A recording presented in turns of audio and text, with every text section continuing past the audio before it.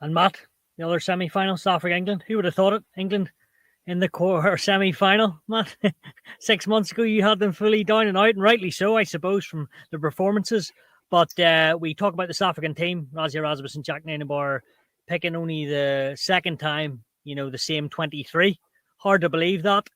But which way do you see that going? And Rassie's mind games this week, picking Steve Borthwick's 23 on Tuesday. Up to his old tricks again, isn't he? Mate, there's a little hole drilled through the England training room fence with a South African eye peeking through and training, picking his teams. Rassie's a genius, isn't he, with how he's conducted himself, and he's great humour. I think it's great what he does. And you got to give the South Africans, a lot of credit. You're only saying that now, Matt, because he sent you a personal tweet and showed you some love about your the 7-1 split. Well, mate, I want to know if they were direct messaging as well, Alan.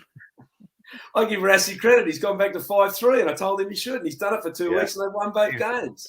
He's listening to you. Back. Well done on the 5-3, mate.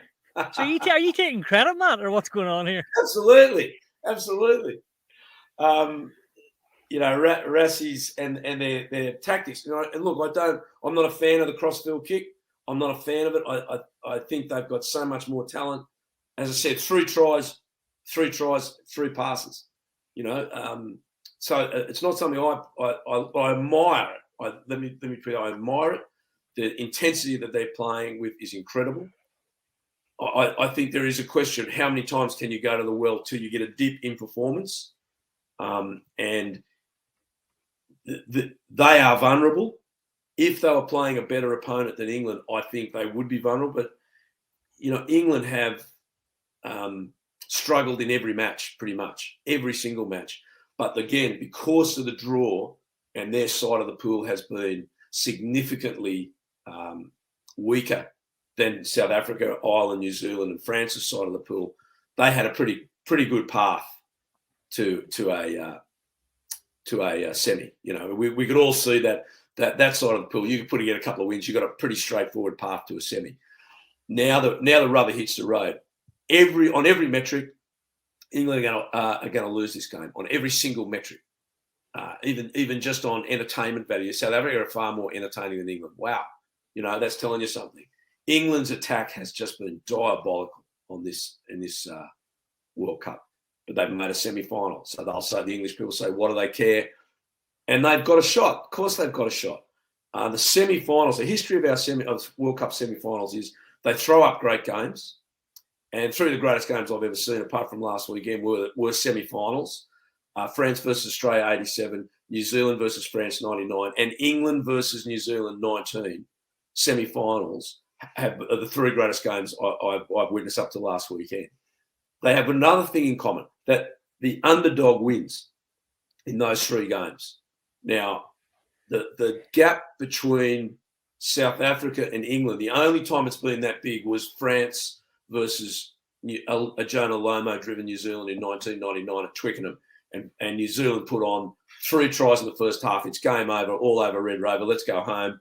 France came out in the second half and won the match.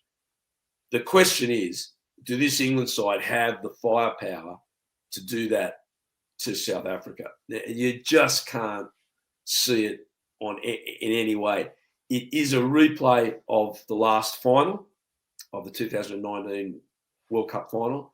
And really interestingly, I think Borthwick has put this to his players is, we never thought we'd get the chance for revenge. Here's a chance at redemption. Here's a chance to redeem yourself. And the most striking piece of evidence for that is he selected Dan Cole in the front row at tight head prop. And I really feel for players that make errors in big games, because it stays with them for the rest of their life. And Dan had a really, really poor game, a scrummaging game in that final, and was really dished up. He selected, here is your shot at redemption. And that's what he's saying to that team. We got a shot at putting this right. Let's, out you go. And, sometimes that's one of the most motivating factors for an athlete. They're so competitive and so driven.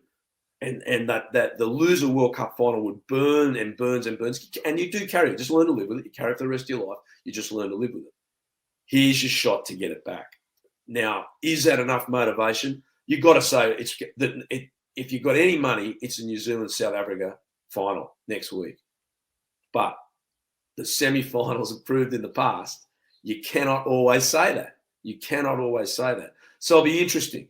It'll be interesting. England will have to fire a lot of shots, kick every single goal, miss none. But what they can't do is what France and Ireland did, is give their opposition soft points. They're going to have to earn them.